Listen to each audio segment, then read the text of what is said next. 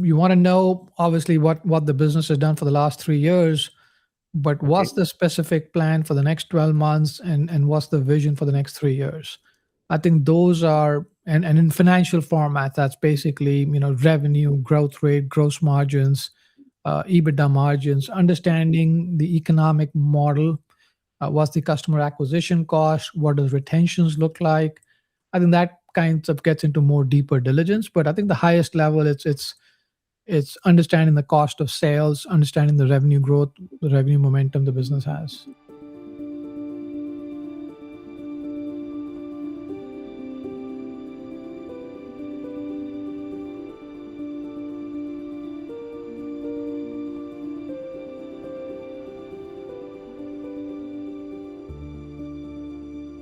Welcome to yet another episode of Investment Banking Decoded, where we are connecting with the experienced bankers from the US region. So today we are joined by Mr. Sunil Grover. He is the founder and managing partner of True Blue Partners, and he has extensive experience in advising founder-led companies in their M&A, acquisitions, capital raising, and strategic growth. Thanks a lot for taking your time, Sunil. Welcome to our show. Thank you for having me. So, as a first question, I would like to understand your background and how you become an investment banker.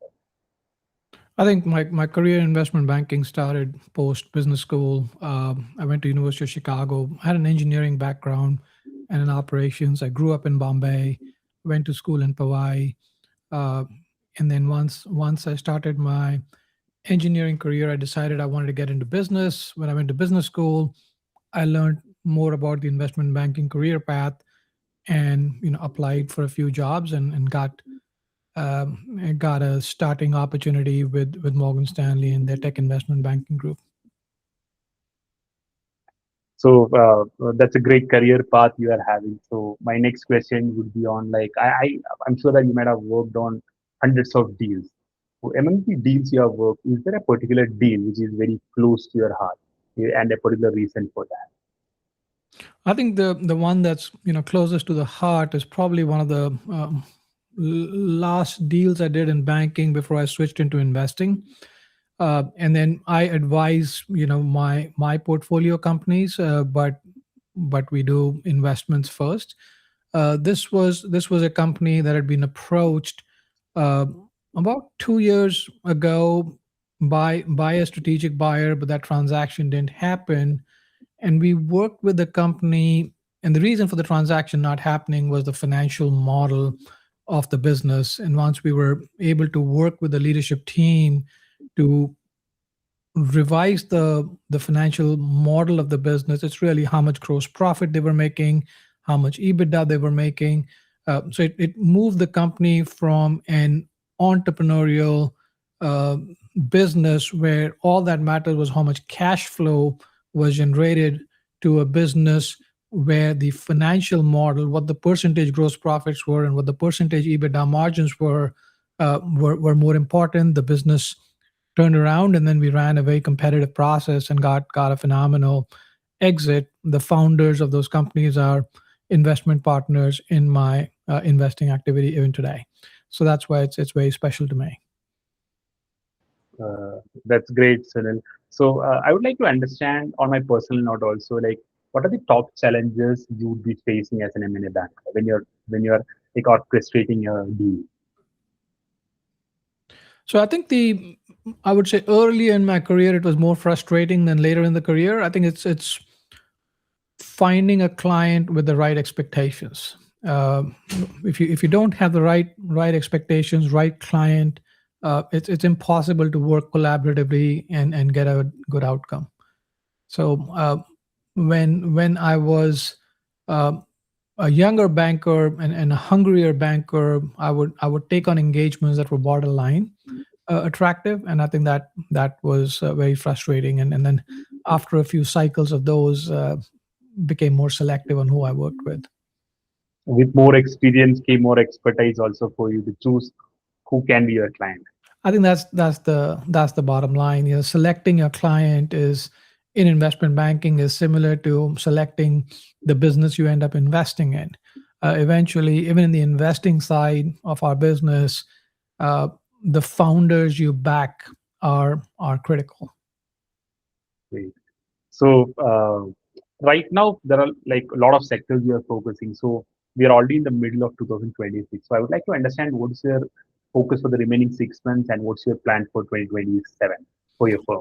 So we are all in the application layer of artificial intelligence, right? So there's a lot of the Wall Street headline captures a lot of the infrastructure investments that are going. Some of the frontier model companies are getting the most revenue momentum, but when we look at our priority, the applications that are in the process of replacing the SaaS applications, niche processes for industry verticals, industries that can get transformed. That's our primary focus right now. Finding the entrepreneurs who are going to build generational companies uh, for specific domains where the business processes get transformed. Great. And any particular sectors or industries you are focusing currently? So we have four primary focus areas, but broadly, our thesis today is that every industry is going to get transformed with the use of agentic AI workflows, proprietary models, new data creation, etc. The biggest industry verticals remain banking, financial services, and insurance. The BFSI sector, the healthcare is another one. Construction is another industry that we have several portfolio companies in, and then Great. information technology as a vertical and the processes related to whether it's setting up security systems, setting up the infrastructure. I think that's also another area of focus for us. Great. So talking about AI, like I would like to understand like how are you incorporating AI in your daily workflow? So I think everything from preparing of documents to processing of information to automation of tasks. I think some of the automation of task pieces are still being developed in our team. But let's take preparation of documents. I think the first draft is is getting put together with AI. A lot of the market research is happening with AI, uh, and then of course, there's finally making it to intelligence and coherence report or a presentation still requires human involvement, but a lot of the workflow processes are getting AI enabled, AI assisted. It's Great. And also a very strong brainstorming tool that we are using it today. great.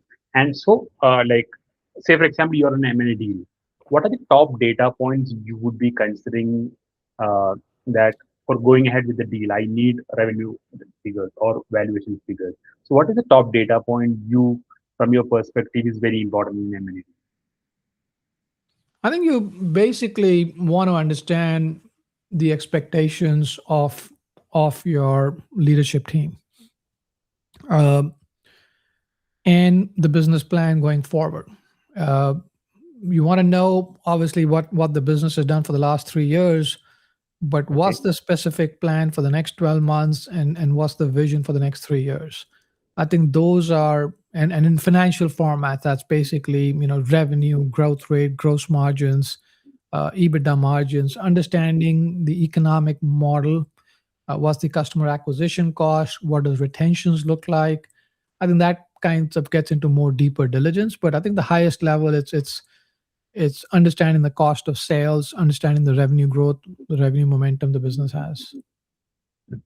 so next, on a personal note, I want to understand this.